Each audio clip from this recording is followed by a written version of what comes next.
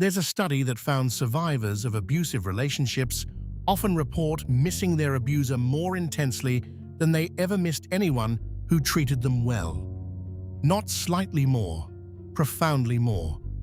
The person who caused the most damage left the deepest wound of longing. And here's what makes that disturbing. It isn't a flaw in their character. It's a feature of how the human brain was built. The same mechanism that keeps you bonded to the people who love you can be hijacked, turned against you. And the worst part? You won't feel like something is wrong. You'll feel like you're in love. So the question isn't why weak people fall into this trap. The question is, why does the brain do this? And are you already inside one right now? Welcome to TheMindShadow. This channel exists for one reason: to give you an honest look at the mechanics of human behavior. The parts people don't talk about in daylight. Trauma bonding isn't a pop psychology buzzword. It's a documented neurological process. It has patterns, stages, and triggers that follow a predictable architecture. Understanding it could explain years of your own history. It could protect someone you care about. Or it could help you finally stop blaming yourself for something that was never truly your choice. We're going to break it down completely. How it forms, what it does to your brain chemistry, and how it gets deliberately engineered by certain kinds of people. By the end, you'll see something you've never been able to fully name before. To understand trauma bonding, you need to go back to 1973, Stockholm, Sweden. A bank robbery turns into a 6-day hostage crisis. When it ends, something baffles investigators completely. The hostages defend their captors. One woman becomes romantically involved with one of the men who held her at gunpoint. She later said she trusted him more than the police who came to rescue her.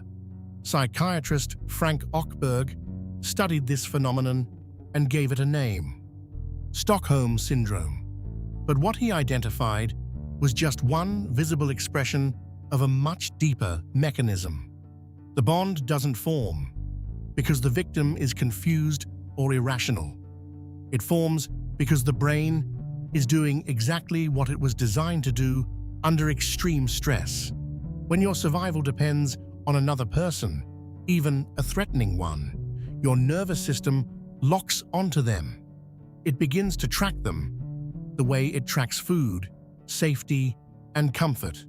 The captor controls every resource: pain, relief, danger, protection.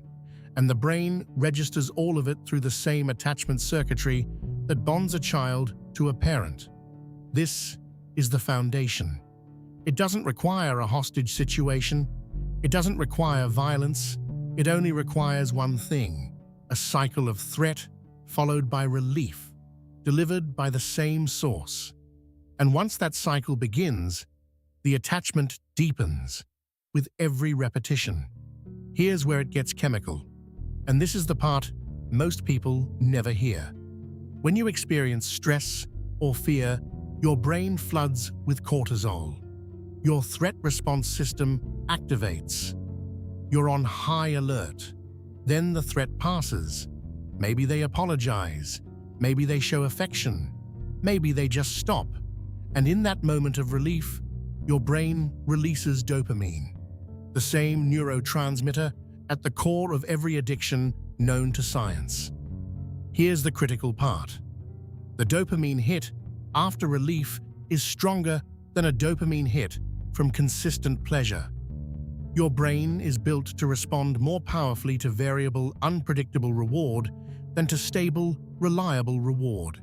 This is called intermittent reinforcement, and it is the engine of addiction, gambling, and trauma bonding. Neuroscientist Jaak Panksepp spent decades mapping the brain's seeking system. It activates not when you receive something good, but when you're in pursuit of something uncertain. The hot and cold relationship doesn't just hurt you. It activates the most primal drive in your brain: the drive to seek. You begin to chase the moments of warmth between the moments of pain.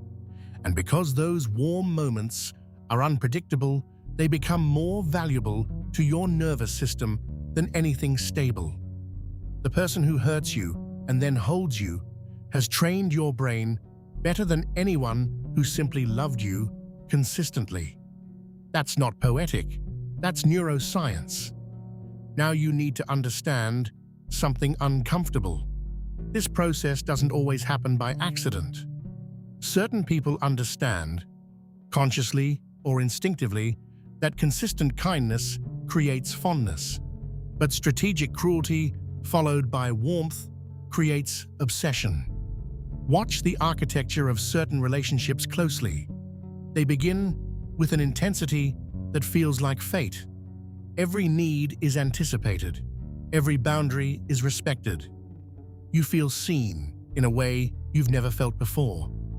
This is called love bombing. It's not love, it's calibration. They are learning exactly which buttons make you feel safest, most valued, most yourself. Then something shifts. A comment that cuts, a withdrawal of affection, coldness that arrives without explanation. And just as you're reorienting, trying to understand what you did wrong, the warmth returns. You didn't do anything wrong. That's the design. The confusion is the mechanism. Your brain now has two tasks running simultaneously.